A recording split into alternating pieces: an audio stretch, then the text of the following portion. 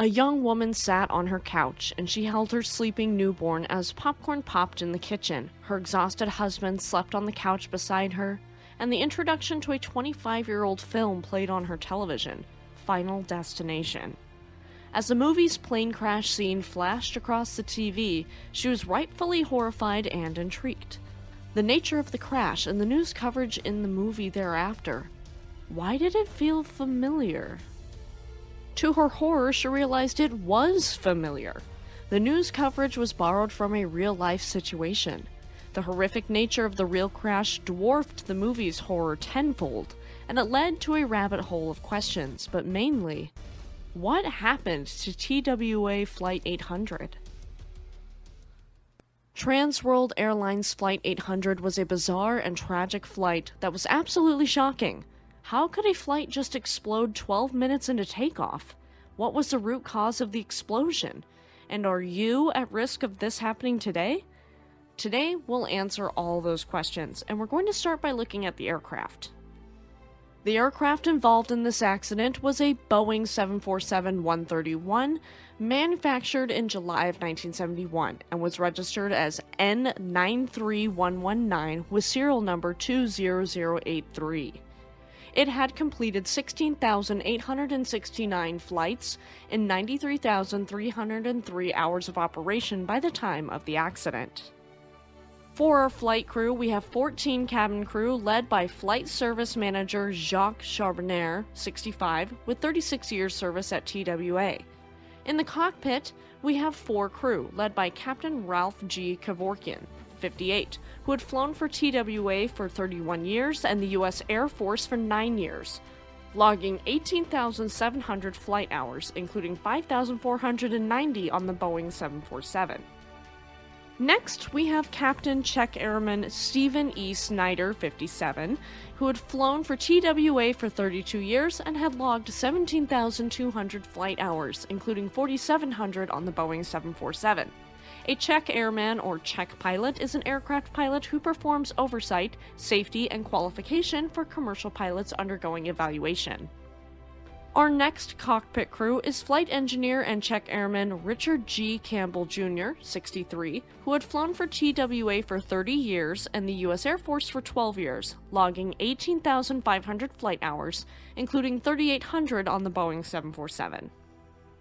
There was a 4th man in the cockpit, flight engineer trainee Oliver Crick, 25, who previously served as a business pilot for 4 years and had 2,520 flight hours, including 30 on the Boeing 747. He'd flown for TWA for 26 days and was starting the 6th leg of his initial operating experience training. His 25th birthday happened 3 days prior to the flight. Flight 800 was actually a training flight for Kevorkian, and he was seated in the captain's seat on the left, and Captain Snyder was seated on the right, monitoring Kevorkian's progress. Flight engineer trainee Crick was seated in the flight engineer seat and was being monitored by Campbell. On board, we had 230 total, including 18 crew and 20 off-duty TWA employees, most of which were crew meant to cover the Paris to Rome leg of the flight. 17 crew and 152 passengers were Americans. The remaining crew member was Italian, and the rest of the remaining passengers were from various nationalities. There were also 16 students and 5 adult chaperones from the French club of the Montoursville Area High School in Pennsylvania. There were numerous notable names on this flight, including Jed Johnson, Andy Warhol's partner of 12 years, interior designer and director, German fashion photographer Rico Pullman, Jack O'Hara, executive producer of ABC Sports, on one last assignment to cover the Tour de France after being let go the previous week, and Courtney Elizabeth Johns, sister of future comic book writer Jeff Johns and the inspiration for DC Comics superhero Courtney Whitmore, aka Stargirl. The flight would start in Greece and end tragically early. If you're enjoying this video, leave me a like, subscribe to the channel for more content, and let me know down in the comments section below. Alright, let's get into the disaster. On the day of the accident, July 17, 1996, the airplane departed from Elenikin International Airport in Athens, Greece as TWA Flight 881 and arrived at John F. Kennedy International Airport at about 4:38 p.m. The aircraft was then refueled and the crew was changed for the next flight. The next flight was headed from New York City for Rome, Italy, with a stopover in Paris, France. The ground maintenance crew locked out the thrust reverser for engine number 3 because of technical problems with the thrust reverser sensors during the landing of TWA 881 at JFK, before Flight 800's departure. Additionally, severed cables for the engine's thrust reverser were replaced. During refueling of the aircraft, the volumetric shutoff, or VSO, control was believed to have been triggered before the tanks were full. To continue pressure fueling, a TWA mechanic overrode the automatic VSO by pulling the volumetric fuse and an overflow circuit breaker.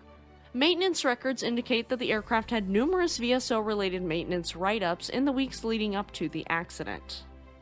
The flight was scheduled to leave JFK Airport for Charles de Gaulle Airport in Paris around 7 p.m. Eastern, but the flight's pushback was delayed until 8:02 p.m. by a disabled piece of ground equipment and a passenger bag mismatch. After the owner of the baggage in question was confirmed to be on board, the flight crew prepared for departure and the aircraft pushed back from Gate 27 at TWA Flight Center. The flight crew started the engines at 8:04 p.m. However, because of the previous maintenance undertaken on engine number 3, the flight crew only started engines 1, 2, and 4. Number 3 was started 10 minutes later during taxi at 8:14 p.m. The initial departure was uneventful, with the 747 taking off from runway 22 right 5 minutes later at 8:19 p.m. We don't know for certain, but we can safely assume as the plane barreled down the runway and took off, people were settling in for their overnight flight by cracking open a book, putting on their headphones to listen to their Walkman, or simply leaning back with their eyes closed, ready to snooze through their flight and wake up in Paris. Little did any of them know, 12 minutes after this mundane takeoff sequence, their lives would end in a horrifying and mind-boggling accident that changed aviation forever.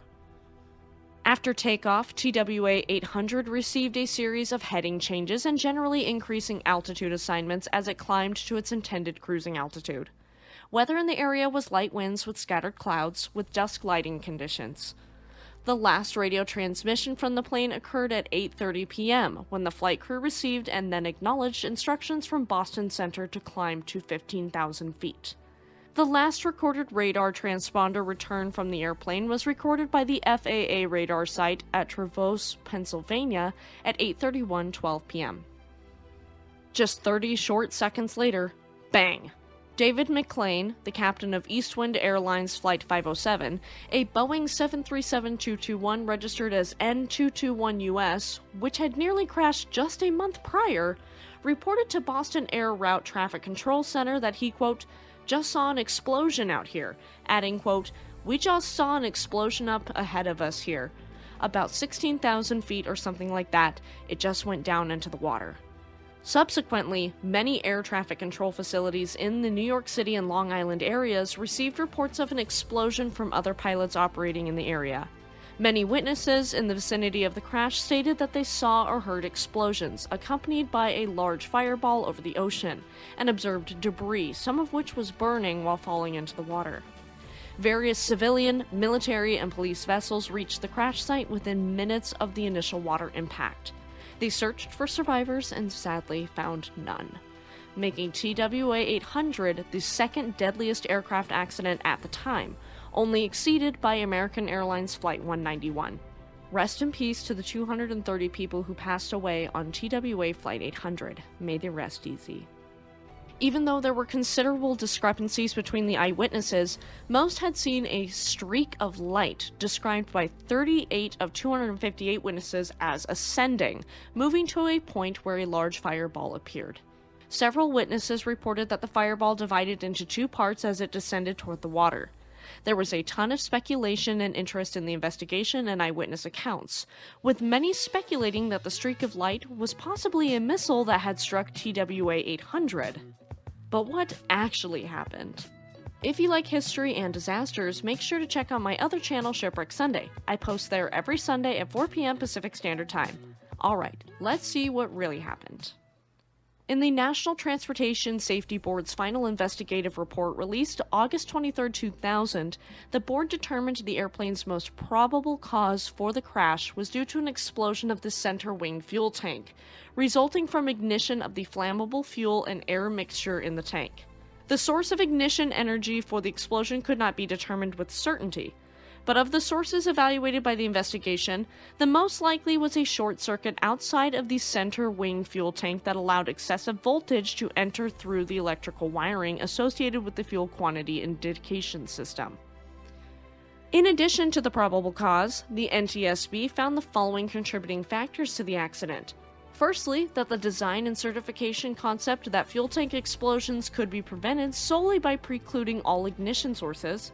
Secondly, the certification of the Boeing 747 with heat sources located beneath the center wing fuel tank with no means to reduce the heat transferred into it or to render the fuel tank vapor non-combustible.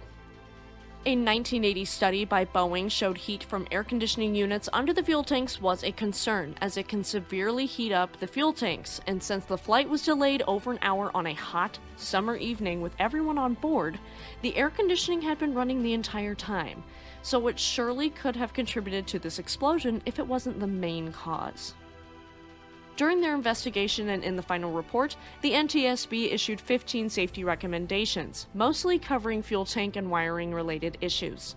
Among the recommendations was that significant consideration should be given to the development of modifications such as nitrogen inerting systems for new airplanes and designs, where feasible for existing airplanes. There is some controversy, as the FBI's initial investigation was made under the assumption that a missile from a nearby U.S. Navy ship could be the culprit. The NTSB's conclusions came much later, and 6 months into the investigation, the NTSB's chairman, Jim Hall, stated, quote, "All three theories, a bomb, a missile, or mechanical failure, remain. Due to the visuals of a stream of fire moving upward was prevalent for several eyewitnesses, this led to the speculation of a missile." On June 19, 2013, the NTSB acknowledged in a press release that they received a petition for reconsideration of the investigation into the July 17, 1996 crash of TWA Flight 800. In 2014, the NTSB declined the petition to reopen the investigation. In a press release, the NTSB stated, quote, "After a thorough review of all the information provided by the petitioners, the NTSB denied the petition in its entirety because the evidence and analysis presented did not show the original findings were incorrect." This type of thing always comes across as fishy and makes me feel suspicious. Despite this, I still think it was more than likely a fuel tank explosion. What do you think? Let me know in the comments section below. Regardless of how it happened, what is important to remember is that this aircraft tragically exploded and crashed, killing 230 innocent people. It took the deaths of 230 people for the engineering of fuel tanks to change, and that is a crying shame. Rest in peace to the 230 victims, and may their families and friends find the solace they deserve.